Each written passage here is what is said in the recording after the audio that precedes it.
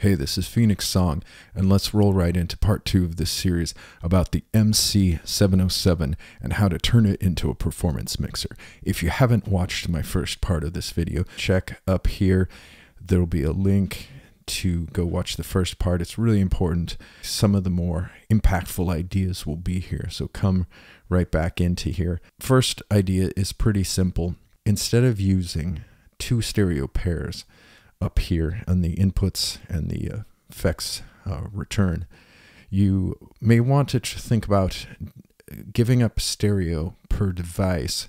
Like say we had the Syntac going in there stereo, and we have the Digitact going in there stereo. I've heard from a lot of sound people that in a live venue, you often don't even want the stereo image for clubs because they're not really set up to handle that. They're just maybe the whole club is wired up as a mono club, or there's some issues with setting up a stereo sound system in a live venue. So think about that as one reason that maybe you don't want to have a stereo pair anyway. And then what that does is it frees you up to have 4 inputs. So you could have 4 different groove boxes for this, or maybe a really powerful synth in one of them. You can use the stereo effects on the MC-707 and get it back in a way and design your stereo here so you don't lose some of the coolness of stereo.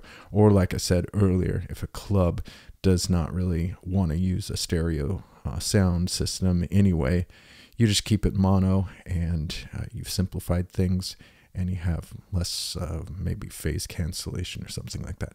So that is an advanced tip number 1 on the MC-707. So tip number 2 for the advanced performance mixer techniques for MC-707 is something that I tried to really learn about Octatrack and how it does its scenes. And so part of it is the Crossfader. We'll show some, I'll emulate this in the video here so you can see how the Crossfader, there's the A and the B, and those are different sides, and you can assign different scenes to A and B, and you can crossfade between the two of those. That is super cool. You can't really do that on the MC-707. So I thought of ways that we could create scenes in a way, in a different way. It's definitely not going to compete with Octatrack in that way, but this will be a different, this will be a different tool for you to use. So let's try to jam this out, and I'll demonstrate this important idea here. So I'm going to start the Syntac, and that starts the Digitac as well. All right. So you can see over here, we've got some different scene setup, or yeah, for basically the clip launcher and the scenes, and see the lights here, how I can shift to different scenes. All right, let's do that. So let's go to scene 2. What happened there? Well, in each of these different scenes, I've assigned different effects to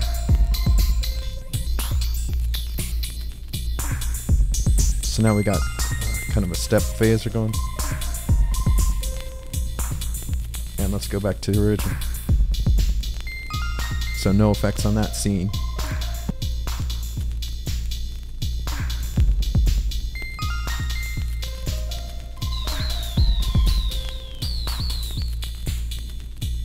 Alright, so we've got I think the ring modulator. So more intense type of effects. And then this could be automated. You could record the automation of these in. I may have done that. There we go. So you could do some cool effects automation there.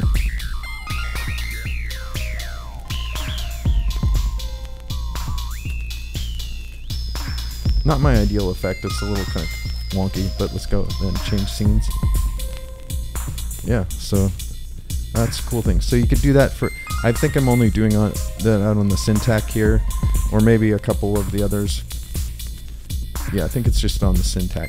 So what you could do is everything could have different effects in different scenes, and then you could switch between different tones. And I'll show you in a sec how to do that. It's kind of easy. It can be a little time consuming. So let's talk about that. One sec.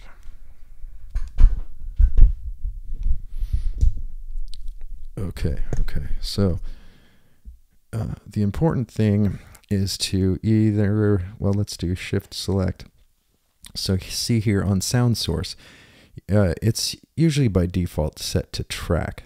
So if you change that to clip, what that does is it makes every clip or scene, but the clips really have their own sound designs.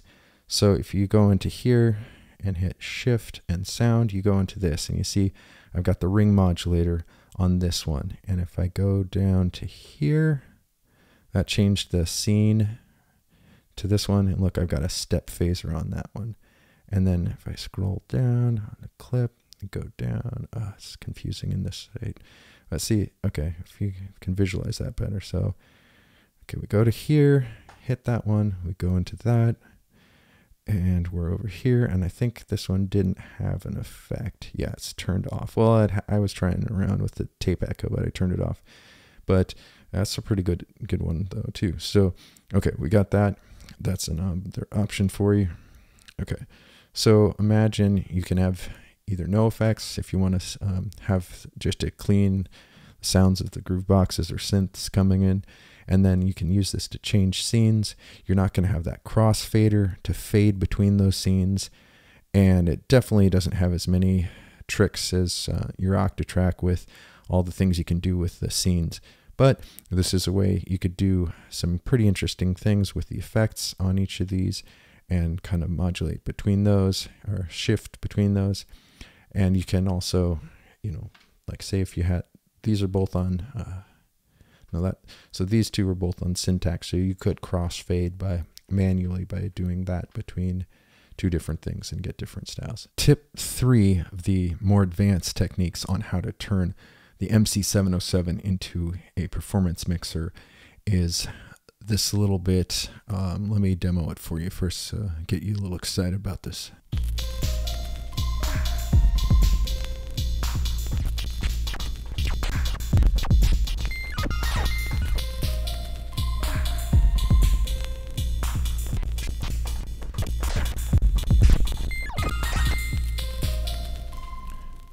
You've got two scatter pads here set up to do a similar thing, and it's kind of like a virtual scratching type of technique. I tried it with just one pad, but you need two of them set up to use both fingers. You need to have it on two pads to give a little articulation and be able to attack it in different ways. And so a little bit about what this is if you go into enter on one of these, the key thing is to set up pressure to pitch bend on both of these. And then there's quite a few other things I set up. Head over to my Patreon account and there'll be some more info on how to set all the parameters up for that. So that is a really cool thing. And what I was talking about in the first video about this was you want to try to, sometimes the scatter effects are just way too intense or way too too much of that attack. And so with this, I like to try to make them a little bit unique, make them not so typical scatter, and give them a little bit more of a, sometimes like take it way back. This kind of virtual scratching technique isn't as subtle as some of them I've gone to, but there's ways to, let's, like if you do,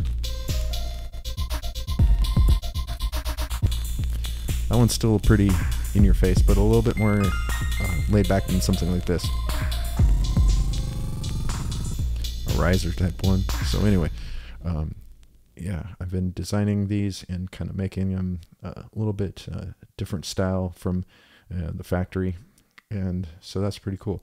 So that's a really nice way to go, having these pads set up like that for kind of virtual DJ scratching. And it's real live. It's not like some of those old fake DJ scratching effects. This is pretty legitimate that you're bending the inputs or the the groove boxes that are coming in, and you're really performing that live in a real way.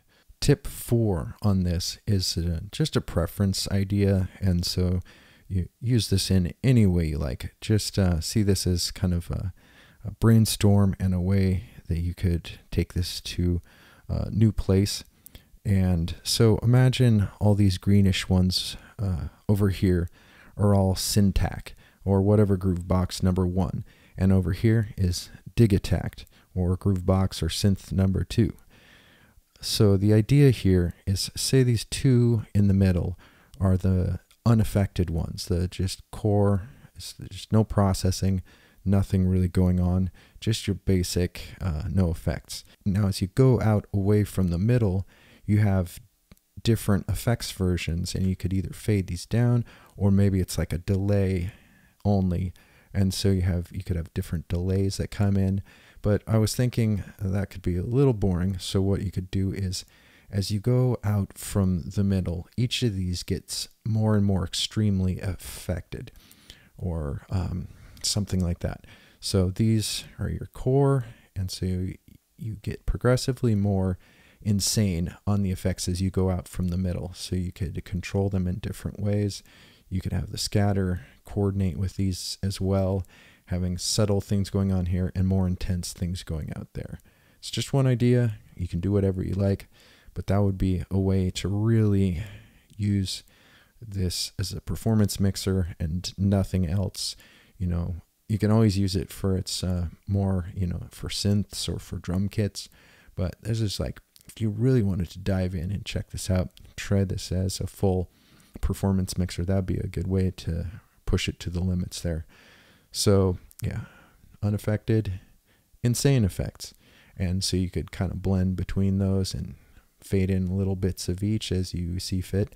And then each of these scatters, maybe you would assign these to only affect this track and that track, etc., etc. And so you could really control each of these, or you could also have some be assigned to scatter on all. I'm super excited to keep exploring the MC-707 as a performance mixer. So recently I got this, the Octatrack, so I could better understand some of the top features of this and why people view it as such a great performance effects mixer and sequencer. So I think there are definitely pros and cons to each, and so in the next couple of videos I'll explore those more and show you how we can push this even farther, and maybe where we can use both together as a good team. So what are some of the things that make the Octatrack so awesome as a performance mixer, and what would we be trying to emulate on the MC-707 to get to that point? I started this video over a month ago, and I'm starting to realize how much these two are like apples and oranges. It was kind of obvious, but it's still a really useful comparison, and each can help each other to learn more about it.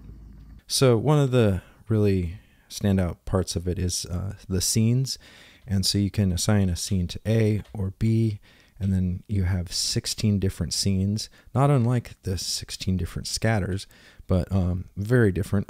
So in each of these scenes, imagine you have you know, any number of parameters, everything on the Octatrack you can assign to a scene, and you can modulate that, so you can fade between all those values with the Crossfader. So that would be like a filter sweeps you could control, but you could control the direction and the speed of samples, the slice or the start point of a sample. So there's just all sorts of things that you can control. And so those are some of the really unique things about Octatrack, and some of the things that we could look to use on the MC-707. Okay, so to show this a little bit more, I've got the Octatrack going into the MC-707 to utilize some of the scatter effects to hopefully show some of the advantages of scatter effects.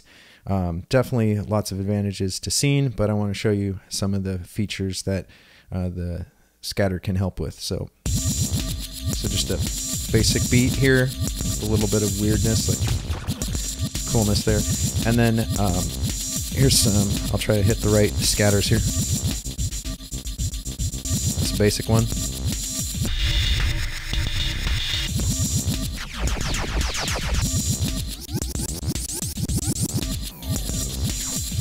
Okay, so you see a few little examples there.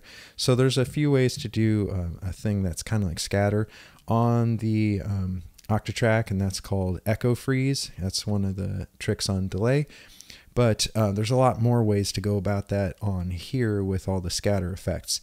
There's also a way to create loops in here and do more performance mangling of a loop, kind of captured once live into the buffers here, and then you can tweak it after you have it in there. One advantage here on the scatter is you don't have to do much to set up those. It basically is a little sampler or looper in each, like the scatter captures a loop of the audio of what you just played and then applies those types of effects or scatter things to it. So where on the Octatrack you have to do a few steps or many steps depending on how far you want to go to set that up. The scatter kind of takes care of itself. So it basically say it's usually about a bar, 16 steps of sampling done for you kind of automatically. So it's got a buffer in here too that just captures those 16 steps, and then that's what the scatter is applied to. So there's basically, you don't have to do any of the setup work. You can program scatters, but you don't have to do a lot of the complicated things to get these scatters to happen. And I really want to see if we can do more of the full scene type things with scatter, but off the cuff, I'd say it doesn't do that in the same way, but I have been able to do some pretty awesome things with scatter to give it some cool full mix type of mangling. So there you have a little comparison. I definitely think both together are nice, and I don't think one is going to defeat the other in ways, but I think we'll come back to that. And I've had more time with the MC-707 than the Octatrack, so I need to kind of learn a little bit more on the Octatrack before I can fully give a verdict on those. And also, now that I've digested a little bit of this, I'm seeing about more ways I can do things here. Please like and subscribe the video and ring that bell so you can hear about what I do next firsthand. Thanks a lot.